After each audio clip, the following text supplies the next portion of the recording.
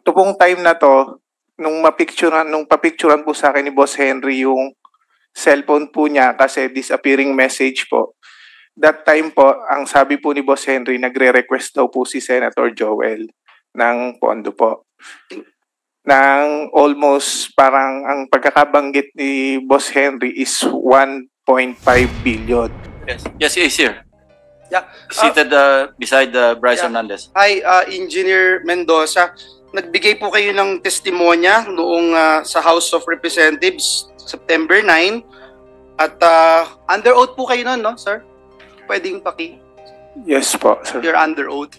So, alam niyo po yung mga pinagsasabi niyo doon and sabi niyo nga po, you're under oath and let me remind lang yung RA 11594, we passed it last 18 Congress para lang alam mo na ini-impose natin yung higher penalties dito for perjury, no, which is up to 12 years of imprisonment per count. Actually, kanina si Bryce, nawala na si Bryce. Kanina, pinapakinggan ko si Bryce, parang naka-4 na counts na ng perjury. So that's 48 years na. Anyway, gusto kong ipakita sa iyo to, JP, no, yung binanggit mo doon sa camera. Can you stop my... Ayan. Pwedeng pakibasa mo, JP, yung binanggit mo dito sa camera. Verbatim yan, Mr. Chair.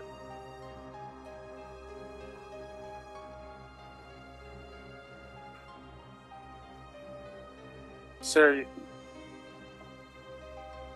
yung picture po na yan ay noong October 2023 na kung saan nagre-request po si Senator Joel ng iyong, sensya na po, medyo malabo yung mata ko, ng inyong yung mga binasa po ni Engineer Bryce na base ng flood control kanina na nakasaad doon sa context. 4 lang po yung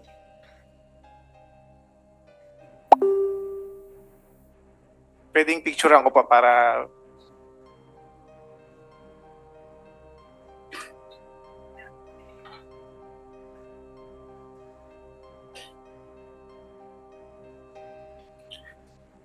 Sir, yung picture po na yan ay noong October 2023 na kung saan nagre-request po si Senator Joel ng yung mga binasa po ni Engineer Bryce ng flood control kanina na nakasaad doon sa context. 4 lang po yung napicturan sa akin ng boss ko. Kumbaga, para sa summary po yan na sinasabi ni Senator Joel na mababa yung kanyang pondo, subalit siya ang majority floor leader. Isa siyang majority floor leader. Majority floor leader siya noon that time and member siya ng Commission on Appointment.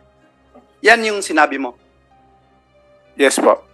Mr. Chairman, may I ask Mr. JP Mendoza, kasi binanggit niyo po dyan na si Secretary Bonoan ay kinukumpirma ng Commission on Appointments. Yan po yung binanggit po ninyo, no, sa Commission on Appointments. At ang date po na ito, would you say, tama po, yung sabi nyo, October 2023? Sir, check ko lang po yung eksaktong date dito sa... Binasa nyo po kanina yung transcript. October 4, 2023 po, to be exact po. Yes, November 22, 2022 nang ma-confirm si Secretary Bonoan. Sabi nyo din, Mr. Mendoza, are you aware? Kasi sabi nyo din po na miyembro si Senator Villanueva ng Commission on Appointments. Sabi nyo rin, October 2023. Tama po? Sir, binasa nyo po yung transcript eh. Check ko lang. Ito po sa pagkaka-picture ko po, October 4, 2022, 10:31 p.m. po. Hindi, kakasabi mo lang kanina, yan din ang sinabi mo sa House. Yung 2023 po dumating yung project po. I'm sorry. Magulo yata yun, Mr. Chair. Sabi mo 2023, yung binasa mo kanina at binanggit mo sa House. Sir, upon checking po, kasi ito po yung picture. Para ma-summary ko po, sir, okay lang po ba na ipaliwanag ko po? Ito po Go ahead, kasi... sige, para maliwanag. Apo. Sir, pwede po bang humingi rin ako ng parliamentary immunity? May legislative Ay, immunity. legislative immunity po. Of course, alam mo naman yung conditions, di ba? Apo. Nasabi sa Apo. kanina, may legislative immunity pero hindi rin totoo ang sinasabi. Baka pareho rin ang sasabihin mo. Hindi, ito po, para ma-explain ko po ng... Any objection? Hearing none, sige, granted. Ito po, sir. Ito pong time na to, nung papicturan po sa akin ni Boss Henry yung cellphone po niya kasi disappearing message po. That time po, ang sabi po ni Boss Henry, nagre-request daw po si Senator Joel ng pondo po. Nang almost parang ang pagkakabanggit ni Boss Henry is 1.5 billion. Subalit dun sa parang pumasok sa conversation po na napicturan, isang kayang ialat lang po sa kanya ni Secretary Bonoan is 600 million. Totoo naman I'm po. sorry, Mr. Chairman. There's nothing there. Kahit na Actually, picture lang yung pinicture mo, there's nothing there that states that. Is this a new allegation that you're talking about? Actually, papaliwanag ko lang muna po, sir. Ang kaya lang po ni Secretary Bonoan that time is 600 million na ibigay. Kaya sa conversation po, This was Parang- in October 2022. yes po, Okay. nung nagre-request nung October 22. Okay, Mr. Chairman, can I finish on that? Kasi lumalayo na po siya. Allow the resource person to finish the narration before Okay. we interject. Okay. Yung katulad nga po ng sinabi ni D.E. Henry noon, kung nagpa-follow up sa St. Joel, totoo naman po na ang nire-request niya is mga multipurpose building.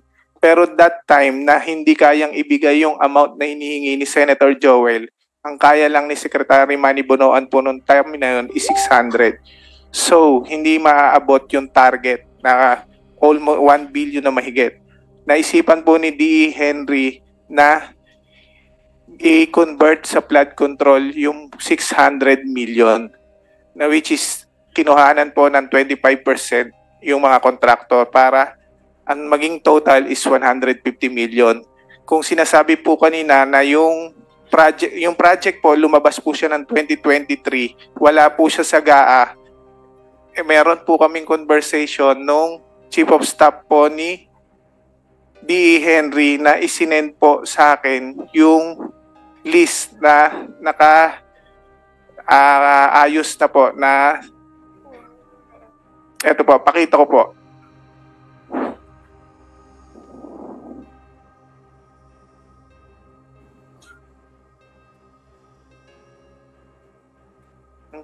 Check natin.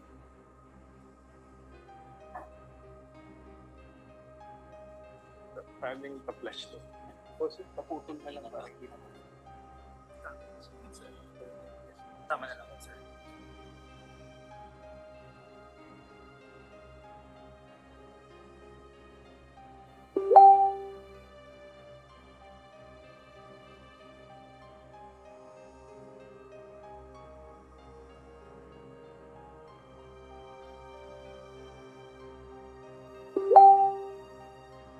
Mr. Chairman. Not germane to my questions kasi, Ma'am, Mr. Yung Chair. sinasabi mo, excuse me, Senator Joel. Sinasabi mo, meron kang screenshot ng conversation mo with Senator Joel? Pinapicturan po sa akin Sino ang kausap ni Senator Joel? si D.E. Henry po.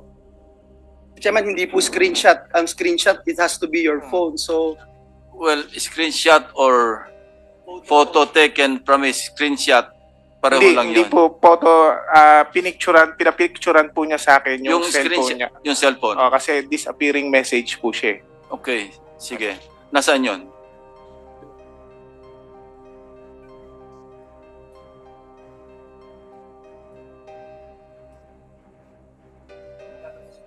Ang binigay mo raw, list of projects, hindi Apa, kumbaga, nung yung 600 million na na kinonvert na lang po sa flood control, ito po, ito po yung nasan po. Now, how can you prove na si Senator Joel at saka si Engineer Alcantara yung nag-uusap doon sa, yung nando sa thread? Nung nasa Congress po, tinanong din po siya sa House kung kinukumpirma po niya na nag-uusap sila. Kinonfirm naman po ni DE. Are you confirming? I confirm, nung last time po sa Congress, ang kinonfirm ko lang po na si Senator Joel po ay nag-follow up sa akin na pwedeng malagyan ng building, school building po ay multipurpose building, baka pwedeng mabigyan po ni Secretary. Meron daw po request pero pinapapollow up niya lang po sa akin. Pero there is no such thing as flood control, Your Honor. Yun po ang bilanggit ko sa Congress po. Ayan, Senator Joel, please continue. Thank you. Be thou as it may, Mr. Chairman, JP, 2022-2023, hindi po ako miyembro ng Commission on Appointments. Hindi po ako miyembro. Pwede kong tanungin si Mr. Alcantara. Mr. Alcantara, same question that I asked Secretary Bonoan's Regional Director Tolentino. Was there a time na I asked or I nominated flood control program sa inyo? Wala po, Your Honor. Ever since po. Ever since, wala, Mr. Chairman. Was there a time na naglabi si Senator Villanueva for any contractor na in-endorse, pinakitaan ng pabor, or nilabi sa iyo, Mr. Alcantara? Wala po, Your Honor. Thank you, Mr. Chairman. Balikan kita, JP, no? Hindi ako CA member. Kinonfirm na si Secretary Bonoan dun sa sinabi nyo. Doon sa mga binanggit mo doon sa plenaryo, doon sa Kamara. Gusto ko lang malaman, meron bang utos sa'yo, sabi sa'yo na banggitin ang pangalan ni Senator Villanueva na ang tanging basis mo ay pinicturan mo ang isang telepono na hindi din sa'yo? Wala po, sir.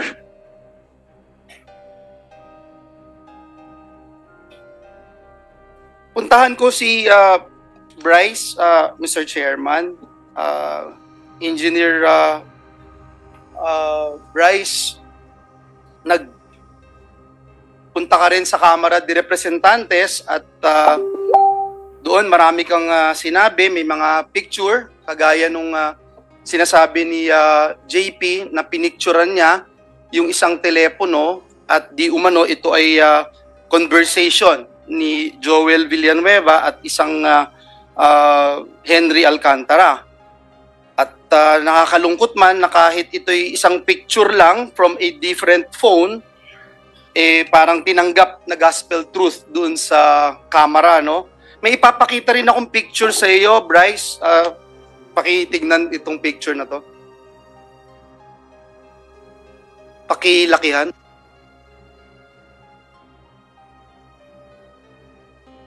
Bryce, naaalala mo ba yung messages na ito? Your Honor, ngayon ko lang po nakita yan. Wala po ako nababasang ganyang messages po. Numero mo ba yan na nakikita sa telepono? Numero mo ba yan? Numero ba ng congressman yan? Wala pong nakalagay na numero, Your Honor. So pareho pala dun sa binanggit ni JP, wala ring numero. Naaalala mo yung message na yan? Ako hindi po. Kasi may nakapagsabi sa akin, ikaw daw ito. Paano ko ipagpilitan kung ikaw din yan?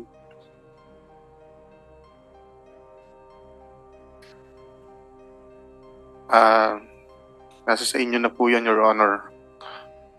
Pero hindi ikaw yan. Hindi po. Babasahin ko lang, Mr. Chairman, nakalagay dito, Congressman, Bryce, idiin mo si Sen. Joel dito. Bryce sumagot, basta kayo na bahala sa akin, batchmate.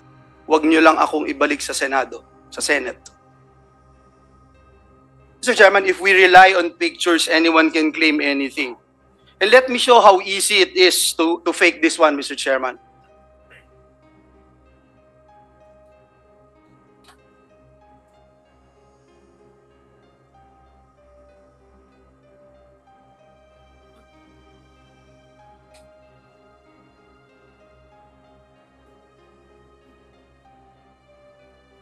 "20 seconds, Mr. Chairman.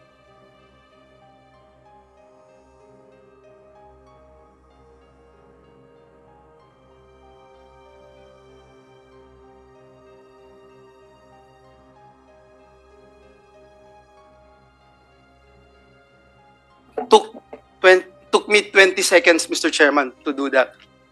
Mr. Chairman, maaaring sabihin yung cellphone na nagpicture at ang metadata ng picture na ito ay para sabihin kinuhanan talaga noong October 2023. Kanina si Mr. JP nagsasabi baka 2022.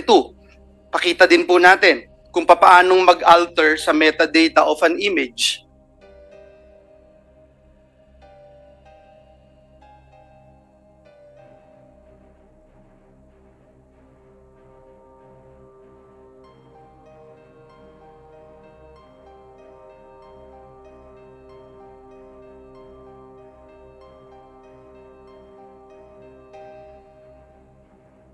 Ganun po kadali, Mr. Chair. Mr. Chairman, bukod po sa napakadaling magdoktor ng picture, inamin niya po mismo doon sa camera, and if we can show the minutes and the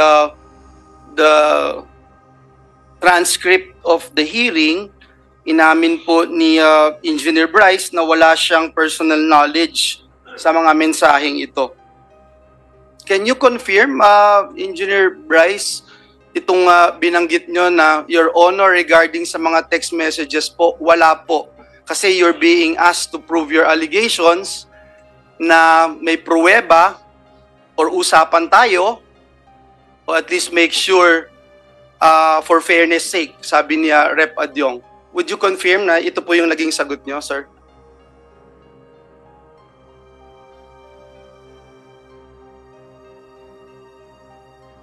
Yes, Your Honor. So, ibig sabihin, hearsay, Mr. Chairman, daig pa po nito yung chismis. Nakakalungkot dahil yung chismis trying to destroy me, my name, our family, our loved ones. May mga anak din ako, Engineer Bryce. At higit sa lahat, yung simbahan na aking nire-represent na milyong-milyong tao ang nire-respeto yung aking pananampalataya. Mr. Chairman, tandaan din po natin na Bryce and JB, nakita nyo kanina yung pinakita kong video. Hindi ba ganun kadali gumawa? Yes or no lang? Hindi po namin alam na pwede palang gawin yon, Your Honor. Hindi nyo alam. Okay, so ibig sabihin, hindi nyo ginagawa itong pamimeke? Hindi po, Your Honor. Okay, hindi nyo ginagawa. Mr. Chairman, dun po sa mga isiniwalat nyo, Mr. Chairman, dito sa Senado, ang dami pong kasinungalingan at pamimeke, no? Pakita lang natin yung history ng pamimeke ng public documents nitong dalawang ito, Mr. Chairman. Nameke din po sila ng driver's license para lamang makapaglaro sa casino, kahit alam nating lahat na krimen ito.